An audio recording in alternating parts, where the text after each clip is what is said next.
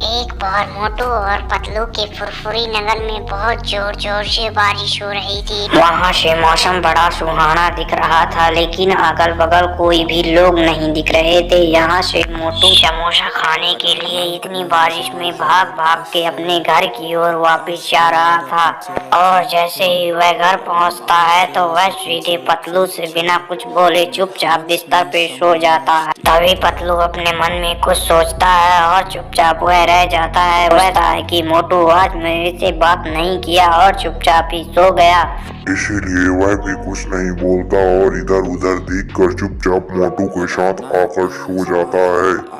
लेकिन 12 बजे रात को पतलू को कुछ दरवाजे खटखटाने की आवाज आती है और पतलू यहाँ से उठ पड़ता है। उसे रात में लगता है कि कोई तो कुछ खड़खड़ा रहा है, यानी कि उसे कुछ अट्रैक्टिव आवाज सुनाई देती है। इसीलिए वह भाग के अपने दरवाजे की ओर जाता है। जैसे ही पतलू दरवाजा खोलता है उसे कोई सामने नहीं दिखाई देता। वह चारों तरफ यहाँ वहाँ देख रहा था, लेकिन अचानक से उसके सामने कोई अजीब सी महिला आकर सामने खड़ी हो जाती है। पतलू कुछ समझ नहीं पाता और वह बहुत जोरों से डर जाता है। तभी वह महिला बोल उठती है कि मैं मोटू की पुरानी छोटी बहन हूँ। लेकिन पतलू को इस बात पर कोई विश्वास नहीं होता, क्योंकि उसे पतलू मोटू की छोटी बहन के बारे में कुछ भी पता नहीं था। और वो जो अपने को मोटू की छोटी बहन बता रही थी वह बड़ी ही चुड़ैल जैसी दिख रही थी। इसीलिए पतलू को बड़ा ही डर लग रहा था। लेकिन वह पतलू से कहती है आज रात मोटू तुम्हारा भूत बन जाए। इससे पतलू को कोई भी मन में उसके विश्वास नहीं होता और वह उसे मजाक समझ लेता है और वह वहाँ से उसे उसकी बहन को वहाँ से दाग कर हटा देता है। बोलता है फिर तुम मुझे 12 बजे रात को यहाँ से डराने के लिए इस तरह की बातें बता रही हो। लेकिन पतलू को उस महिला पर थोड़ा तो विश्वास था, लेकिन वह इस समय एक भी विश्वास नहीं कर पा रहा था।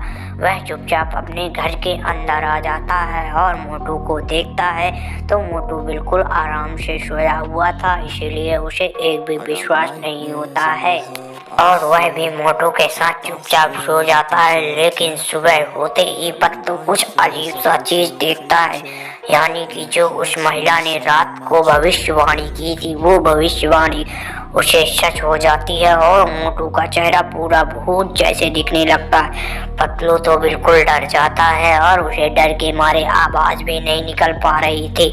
इसीलिए वह मोटू के पास आता है और पास आकर मोटू से कुछ सवाल पूछता है। लेकिन मोटू तो भूत बन चुका था, इसीलिए उसे पिछली बातें सभी भूल चुकी थी। उसे तो ये भी नहीं पता था कि मोटू मेरा दोस्त है, यानी कि पतलू मेरा दोस्त है। वह पतलू को अपनी लात से मारने लगता है। यहाँ से पतलू और भी डर जाता है। इसीलिए वह डर के मारे भागने लगता है और भाग के घर से बाहर आ जाता है। जैसे ही वह घर से बाहर आता है तो वह बाहर रोने लगता है और मोटू की बहन चुड़ैल को बुलाने लगता है।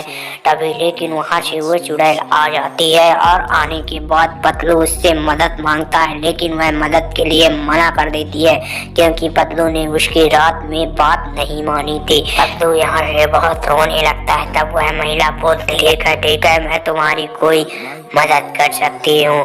तभी पतलू को एक वह उपाय बताती है कि तुम वहाँ की काली पहाड़ी के पीछे तुमको जाना पड़ेगा, उस तांत्रिक के पास जिस तांत्रिक को मैं तुमको यहाँ से बताती हूँ। पतलू बोलता है आप मेरे दोस्त को ठीक करने के लिए मैं जिस तांत्रिक के पास जाऊंगा, जिस तांत्रिक के पास आप बताओगी। तो पतलू को वह अपनी पूरी कहानी बता देती है कि वह मोटू की बहन पतलू भूत कैसे बन गई और मोटू कैसे भूत बन गया। तभी वह तांत्रिक के पास भेज देती है। पतलू मोटू को लेकर काली पहाड़ी के बीच में चला जाता है और बाबा से कुछ सवाल पूछने लगता है। जैसे ही बाबा लेकिन उसको देखता है तो बाबा अंतरिक्ष यानी अंतर्याम हो जाता है। वह पहले से पतलू से कोई बात नहीं करता, लेकिन जब पतलू उसके सामने रोने लगता है तो वह उसकी बात मान लेता है और मोटू को ठीक करने के लिए बोल देता है। वह तभी मोटू को ठीक करने के लिए बोलता है जब मेरी वीडियो को सभी कोई लाइक करेंगे तभी मैं पतलू को यहाँ से ठीक करूँगा। तभी सभी लोग आपसे रिक्वेस्ट है कि वीडियो को लाइक जरूर करें क्योंकि मोटू और पतलू को दोस्ती को तोड़ना बहुत ही बुरा होगा। तो यहाँ से वह बाबा फिर मोटू को ठीक कर देता है और मोटू और पतलू खुशी खुशी घर चले जाते हैं।